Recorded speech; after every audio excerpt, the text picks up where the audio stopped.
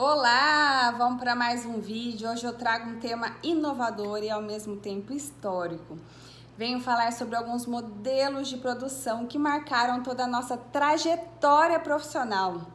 Sim, vamos contextualizar todo o marco histórico de alguns modelos importantes aí que deram subsídio a outras transformações que ocorreram ao longo de uma vida.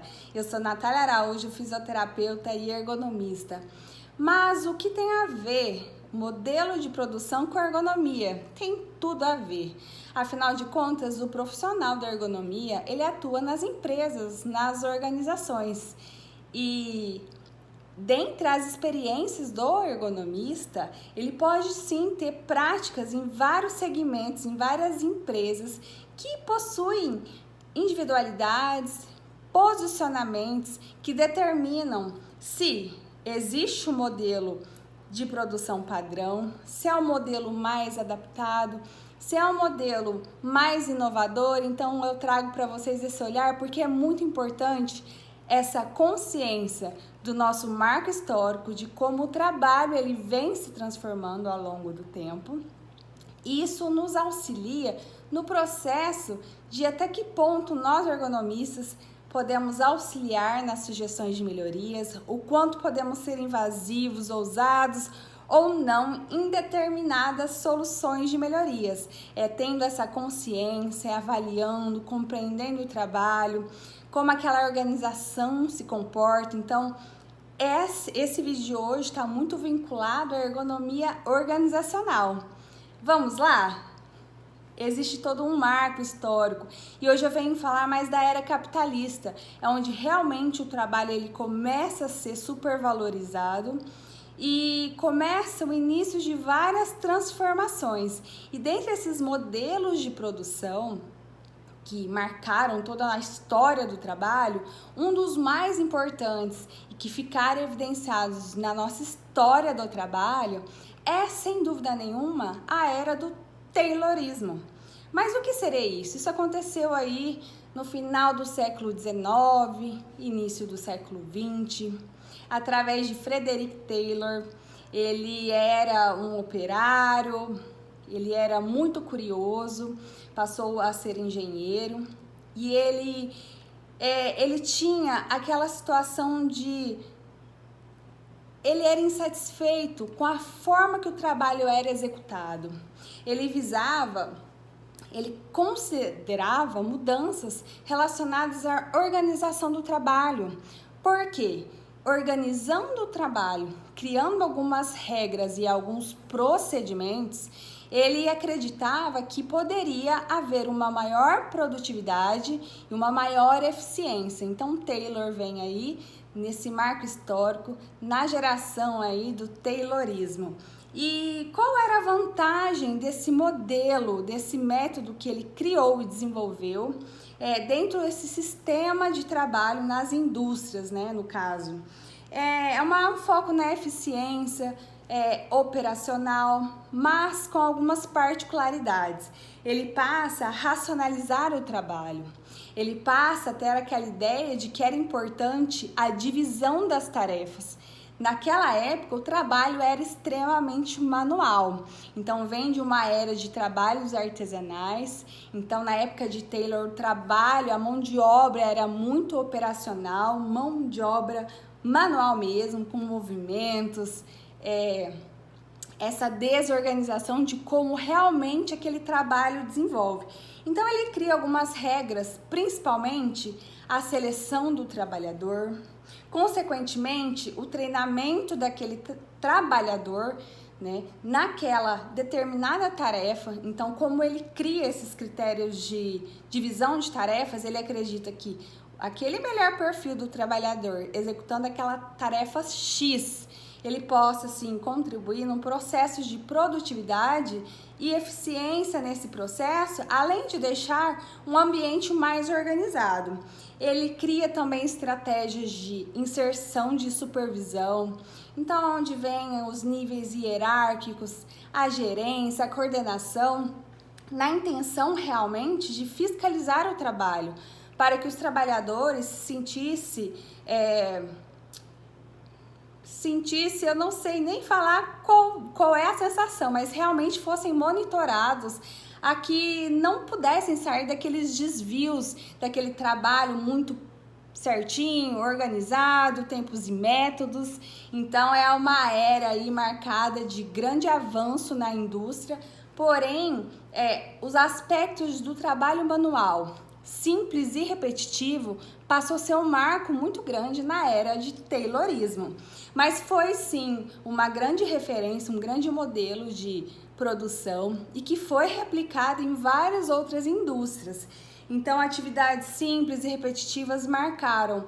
Porém, não havia uma abertura como trabalhador, os aspectos de redução do saber em benefício do cumprimento de regras e normas, isso era muito rígido. Então, não existia possibilidade de um trabalho flexível, por exemplo. Então, esse é um dos principais pontos da era taylorista, tá? Que foi muito importante, que serviu de base para outros modelos de produção. E agora eu venho falar um pouquinho sobre a era fordista, né? O Fordismo. Na verdade, foi aí criado no século XX. Quem idealizou esse novo modelo de produção foi Henry Ford, né? O idealizador da Ford Company. Então ele vem naquela intenção de aplicar o modelo de Taylor. Então ele entendeu que realmente todas as regras, procedimentos criados por Taylor realmente surgem resultado e foram efetivos. Porém, ele tem uma visão de adaptar situações de trabalho para o ramo de atividade dele, que é a indústria automobilística. Então, esse é o primeiro passo da transformação da era Taylor para a era do Fordismo, ainda nos Estados Unidos. Então, foi uma revolução nas indústrias, né, aí meados de 1914, porque ele traz, na essência, a necessidade de linhas de montagem, a necessidade da automatização. Então, isso é um dos principais pontos da era fordista. Ele também enxerga a necessidade de padronizar os produtos que é oferecido. Então, não tem muita diversificação de produtos. Então, ele vem naquela padronização daquele determinado produto. A esteira rolante, as linhas de montagem, onde o trabalhador reduz os movimentos, reduz a repetitividade, passa a esperar o momento exato de executar aquela ação do movimento através das linhas, né, da montagem, as linhas de produção. Então, com isso, ele conseguiu diminuição de tempo, de trabalho, de produção, diminuição de custos com a implantação de produção em massa. Então, Ford vem com essa linha da produção em massa, de produzir e acumular produtos, e com isso criou-se a geração dos estoques, né? Então, na linha de Taylor, nesse modo de trabalho de produção, era produção em massa e estocagem do produto para atender as demandas, né? E nessa época deu muito certo, e esse modelo de Ford foi replicado em vários outros segmentos da indústria. E era uma região, era um momento histórico aí, onde os Estados Unidos ele vivia uma fase muito próspera. Então, acabou dando certo aquela produção em massa e as demandas sendo supridas, porque as pessoas tinham emprego, tinham boas condições e o valor dos carros, né, da linha Ford eram acessíveis à população. Então, isso fez com que o mercado vivesse uma fase muito interessante e realmente deu certo essa linha do Fordismo. Só que nem sempre foi assim. Em 1929, aconteceu uma crise importante econômica, onde esse modelo Fordismo sofreu com o impacto da superprodução. Por quê? Nesse marco, durante esse processo aí, antes de 1929, A Europa, ela sofreu uma instabilidade onde tinha uma demanda muito grande dos Estados Unidos, né? Então, da linha do Fordismo.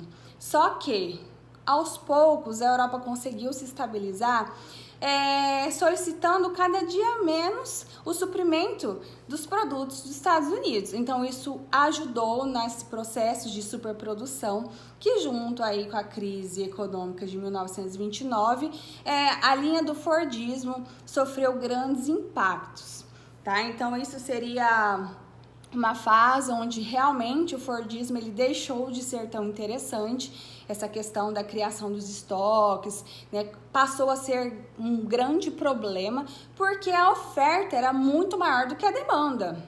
Olha que interessante, nós podemos observar que hoje existem várias empresas que ainda atuam nesse modelo de estoque, com várias situações envolvendo essa produção em massa, né? Agora, falando de outra linha aí, um outro modelo de produção que é um marco e talvez hoje seja um dos mais atuais, o mais atual aí das organizações que vem sim subsidiando grandes avanços e permitindo com que avance novos modelos de produção, novos formatos de trabalho, que é a linha do toyotismo, que foi desenvolvida, né, no Japão, então inserida aí nos anos 70, através de um engenheiro mecânico Taishi Ono. Então ele foi idealizado pela Toyota mesmo, ainda continuamos com o mesmo segmento automobilístico, e ele vem, claro, que com as experiências de Taylor, Fordismo também, criou-se uma estratégia específica que pudesse atender o Japão, que é uma realidade totalmente diferente desses outros países, que no caso, Estados Unidos. O foco do toyotismo era a eficiência, mas não era apenas a eficiência, o aumento da produtividade, mas sem gerar grandes desperdícios. Então a linha do toyotismo, ela vem com essa intenção justamente de que não ocorra o desperdício, que não ocorra geração de estoque, tá certo? Então assim, foi considerado e é considerado o tempo de espera, por exemplo. Então, num processo de produção, tempo de espera, superprodução, gargalos de transporte, inventário, são situações que geram retrabalho, que geram problemas dentro da visão do toyotismo. Um dos pontos mais importantes, é claro que se você gosta desses assuntos, é importante que você vá a fundo em cada modelo de produção, porque existem outras particularidades. Então aqui eu trago um resumão para vocês. Então o toyotismo ele vem com aquela visão enxuta, com a integração do sistema Lean Manufacturing, a presença do just-in-time tão importante, que justifica esse modelo toyotismo, e outros recursos que visam um atendimento à demanda.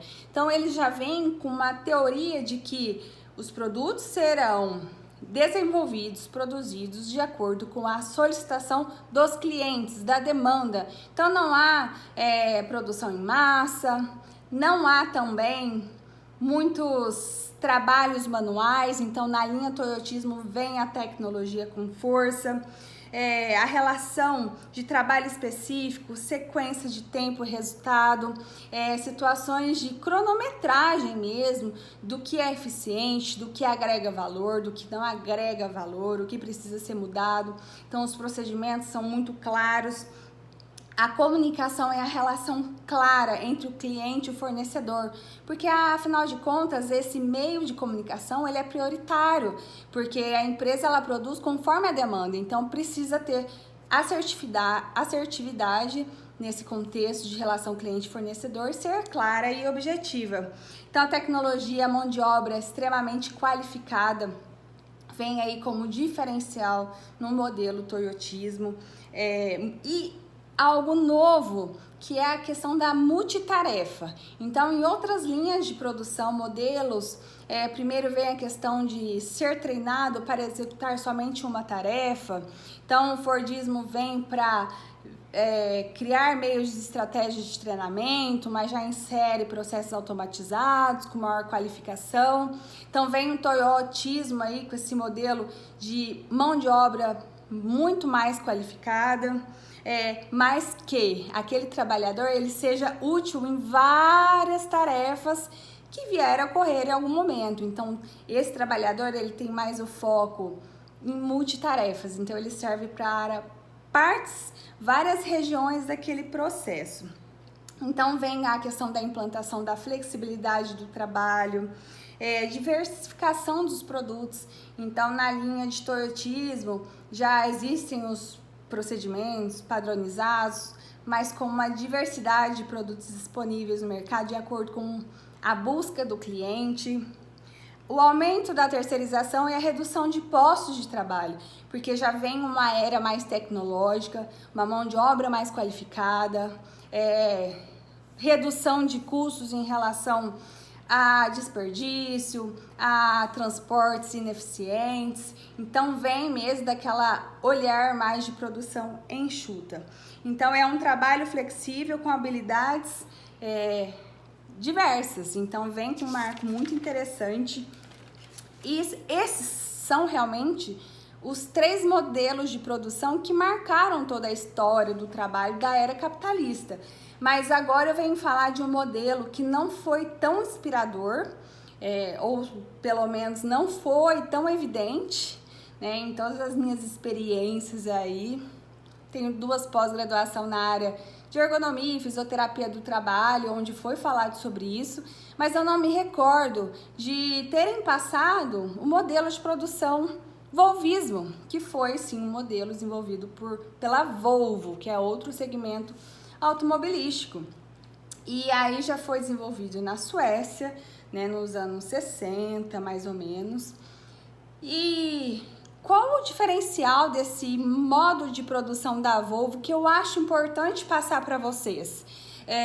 Ele foi capaz de conciliar todas aquelas experiências de outros modelos de produção que eu falei por aqui com vocês, mas ele conciliou a tecnologia, a organização com a valorização do trabalhador. Então eu acho interessante porque aborda vários questionamentos da ergonomia. Então é interessante estudarmos um pouquinho sobre o volvismo, como ele se comportava naquela época, quais eram os valores, os objetivos, né? Isso é muito bacana.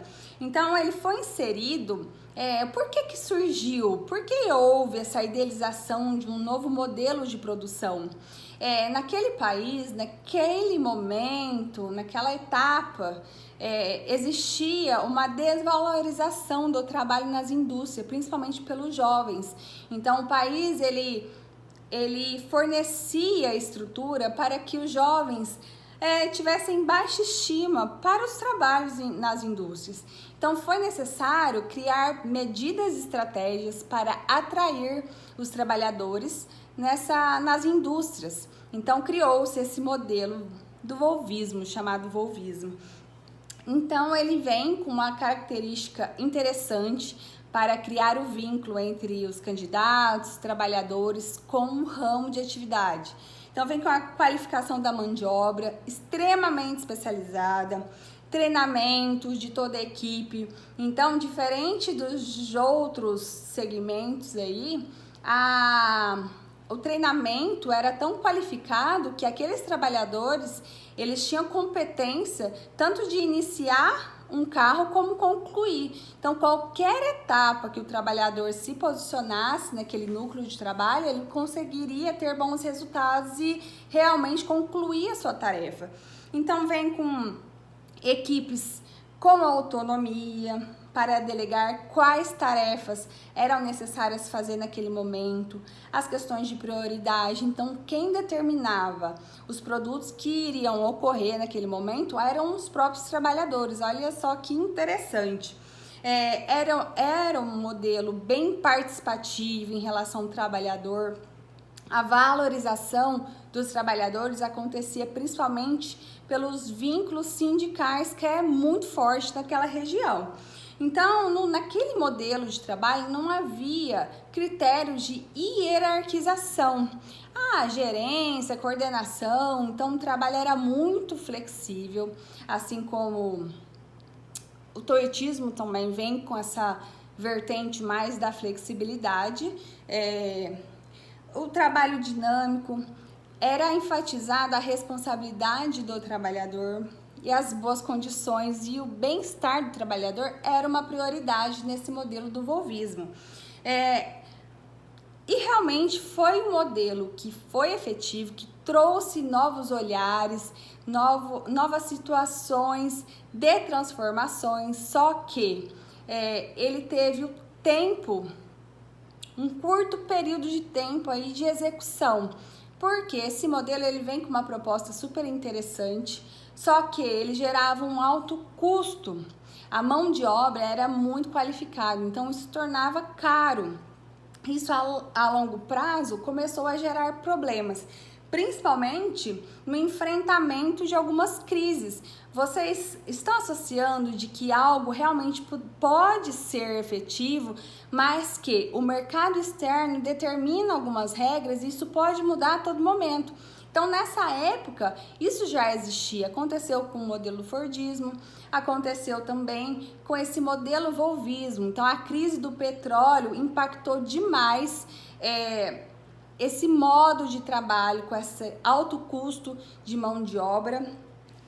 Nos anos 70, através dessa crise do petróleo, houve um encareceu muito os veículos, né? E a competitividade por outras marcas disponíveis no mercado, isso fez com que realmente esse modo de produção da Suécia não seja interessante para ser reaplicado em outros países. Então é mais por conta disso que acabou não dando certo. Mas dentre esses segmentos que envolvem a saúde do trabalhador, qualidade de vida no trabalho, esse modo de atuação do volvismo é muito interessante e precisa ser sim estudado, ou já é sim, nesses novos formatos de trabalho. E como que nós estamos hoje em relação a esses modelos de produção? Qual a experiência de você, ergonomista, nesses segmentos, né? Nós sabemos que existem uma diversificação das experiências pelos ergonomistas. Primeiramente, porque a ergonomia ela é multidisciplinar. Então, um engenheiro, um fisioterapeuta, educador físico, psicólogo, médico, enfim, é multidisciplinar. Então, a abordagem da ergonomia ela vai atender na demanda que for solicitada, dependendo da organização. Mas o que é interessante para nós ergonomistas é que, através da consciência de todos esses modelos de produção, desse marco histórico e voltado às nossas experiências, nós possamos sim entender, compreender melhor aquela organização em que nós estamos fazendo um trabalho, fazendo parte de um projeto, de uma gestão. É importante o comportamento, a postura do ergonomista, porque afinal de contas eu trago aqui alguns modelos, mas em nenhum momento eu falo sobre o modelo mais assertivo, o modelo mais indicado, porque isso é muito particular e a ergonomia ela precisa cumprir essa essência do individualismo, de que cada empresa é de uma forma. Então é importante aquela postura da maturidade, né, de compreender de fato como aquele trabalho se organiza e sim poder dar as suas sugestões na medida de que a cultura da empresa permite. Quando eu falo sobre modelos de produção, eu estou falando também de cultura. E a cultura organizacional, ela vai muito de encontro com o que aquela empresa ela tem como objetivo, ela tem como valor. Então, para você determinar se uma empresa tem a cultura X ou Y, é levado em consideração vários elementos importantes, como objetivo, valor, o que ela preza, qual é o comportamento daquela empresa perante os cenários, as situações de mercado, as situações de crise, porque as crises determinam quem é a bola da vez, quem deixou de faturar. Então, essa oscilação de mercado faz com que tenhamos a consciência de que o time que ganha hoje pode ser o time que está perdendo amanhã. E isso faz todo sentido na nossa vida, em particular mesmo, no nosso dia a dia. Então, assim, é importante nós sabermos que existem vários modelos, existem várias culturas e o que cabe é o respeito e a nossa contribuição dentro daquele cenário. E hoje nós estamos vivendo um processo tão transformador, se nós vincularmos as crises que acontecem, né? Que hoje estamos falando de um modelo de produção que ainda não está tão claro e definido. Pode ser que daqui a uns anos isso seja muito claro, né, através do nosso marco histórico, porque afinal de contas irá ter essa continuidade. Hoje nós vemos modelos, a indústria 4.0 vindo com força, mas isso já vem acontecendo em algumas indústrias há muitos anos. Outras indústrias não tanto, ainda está naquele início de indústria 4.0, mas o diferencial que hoje podemos levar em consideração a inteligência artificial como um grande marco aí para uma próxima geração de modelos de produção, na verdade.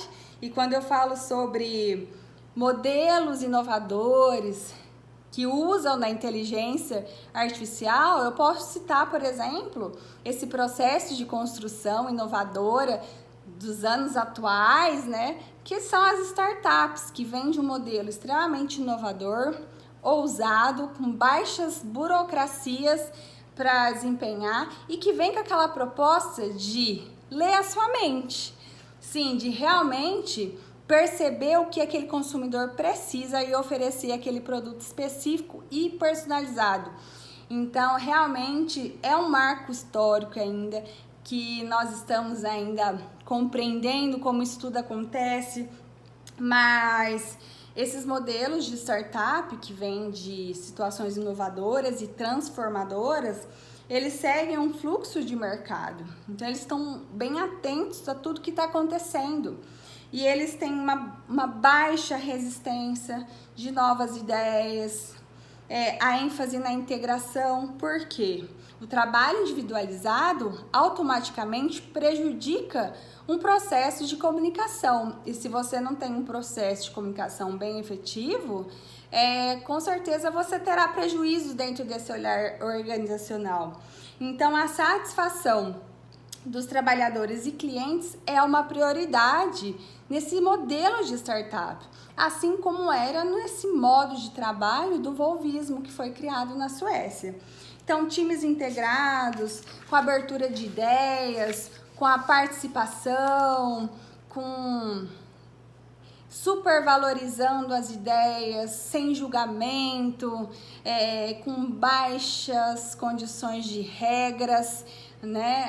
Dá a impressão até que o trabalho passa a ser desorganizado, mas o trabalho passa a demonstrar maior confiança, maior valorização, e isso consequentemente reflete na postura do trabalhador, através dessa participação em tomadas de decisão, que eu já venho falando em outros vídeos, da importância dessa interação, e a ergonomia ela frisa muito isso, da ergonomia participativa, de que nenhuma decisão pode ser tomada sem levar em consideração a opinião do trabalhador, a comunicação assertiva, ambiente flexível, proporcionando bem-estar, conforto e liberdade de expressão, inovação, critérios de adaptações em relação ao banco de horas, trabalho home office. Então, a crise da pandemia veio e trouxe o despertar e a tomada de decisão de inúmeras organizações que tomaram decisões em trabalhos híbridos, né, que acompanharam o mercado e apostaram em algumas condutas, e umas condutas deram certo, outras condutas não deram tão certo, mas esse aperfeiçoamento, essa transformação, ela vem ocorrendo até os dias de hoje e vai continuar aí a todo marco histórico quando o assunto é trabalho. Então, é muito interessante, e eu finalizo com o exemplo da startup porque é o mais atual aí de modelo de mercado. Se você tem interesse em saber mais sobre modos de produção, como o trabalho é desenvolvido, se aonde você está tem uma característica mais lá do taylorismo, se tem uma característica mais do fordismo, se é uma mistura de cada um. Então não há nada, uma definição padronizada do que realmente é efetivo ou não. Existem sim as experiências, as vivências que cada trabalhador, que cada organização, de acordo com o seu grau de maturidade, vai avançando nesse cenário. E as experiências e as provas, né, das tomadas de decisões vão refletindo nesses modelos do que é realmente assertivo ou não. E a ergonomia, ela vem para realmente compreender todas essas situações que podem ter dado certo, podem não ter dado certo. E quando não deu certo, para nós ergonomistas é muito importante saber o porquê. E o nosso porquê vem de vários porquês, né? O que acaba sendo complexo essa compreensão. Então, muitas vezes no acidente de trabalho é observado situações meio óbvias.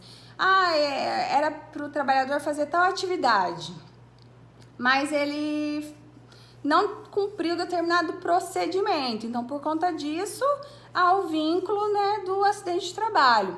E a ergonomia, ela vem com aquela vertente de por quê, mas por que ele não cumpriu aquele procedimento? E por quê? Aí nós achamos muitas coisas em comum que acabam estudando melhor, de fato, o que realmente aconteceu. Porque a ergonomia, ela visa muitas questões que envolvem as variabilidades. Existe sim uma norma, existe sim uma regra e ela deve ser respeitada, mas existem alguns fatores que alteram essa regra e que muitas vezes são situações que não estão sendo tangíveis. E a ergonomia, ela vem para suprir essa necessidade e caminhar juntos nesse processo de construção para a tomada de decisão mais assertiva na sua organização. Eu espero que vocês tenham gostado e até o próximo vídeo. Obrigada, gente!